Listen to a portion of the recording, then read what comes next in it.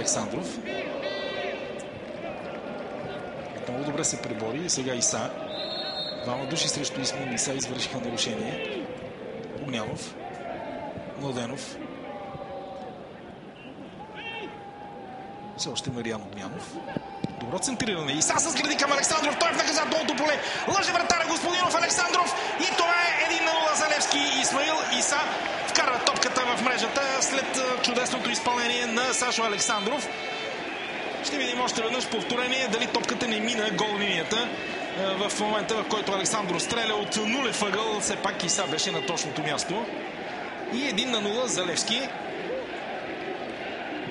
Ето повторението. Много хубаво се разви тази атака. Вижте Сашо Александров как пусна топката. Всъщност гола според мен трябва да бъде записан на Александров. Ето още веднъж повторение от тази ситуация. Там игра наистина и футболист в бяло, но според мен след като топката беше минала гол линията. Така че 1-0 за Левски и Сашо Александров увенчава много добрата си игра с попадение в тази 40-та минута. Общо взето логично с оглед надмощието, което сините имат през първото полувреме.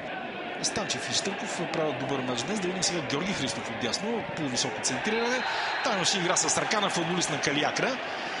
И съдията показва дуспа за Левски. Минутата е 88. Дуспата е отсъдена, защото ще видите, имаше подход на ръката към топката. И това беше причината съдията, който беше на 10 метра. Ето го този момент. Никакво съмнение в правилното решение на съдията. Иначе играли отлично Антон Димитров.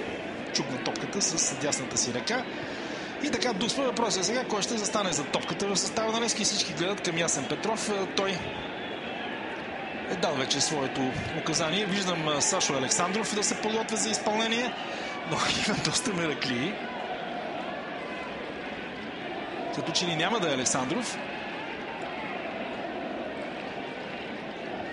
А Владимир Гаджев. Все пак Александров. Голямо триумене. Не знам дали не се сдърпаха двамата в тази ситуация. В крайна края ще става дума просто за една дуспа.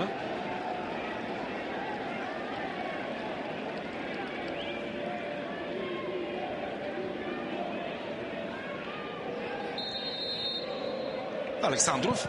Технично изпълнение на Сашо Александров и това е 2-0 за Левски в 89-та минута.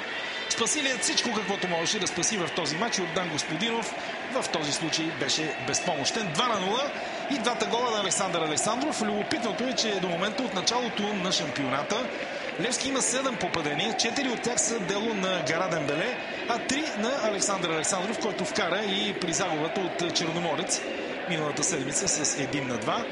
Много технично солидно изпълнение на Александров. Хубаво финтира Господинов. 2-0 за Левски.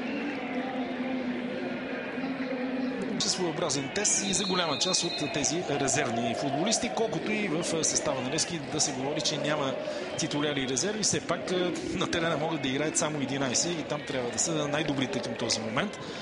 Виждаме, че конкуренцията в синия лагер е много сериозна. Сега Иса грабва тази топка и тръгва към вратаря. Страхотен спринт на Исмаил Иса и великолепен трети гол. Исмаил Иса се разписва. Първи негов гол за първенство. Това беше един действително гол шедьовър на централен нападател. Ето така трябва да действа един истински нападател. Иса успя да пресече тази топка. Видяхте по какъв начин дръпна на скорост през трима бранители. Буквално помете всичко по пътя си и с много хубав удар с десния крак прави резултата 3-0. Класическа победа за Левски, също състава на Калиакра, но много адмирации за Исмаил Иса за неговото попадение, което вече оформя им, струва ми се, крайния резултат в тази среща.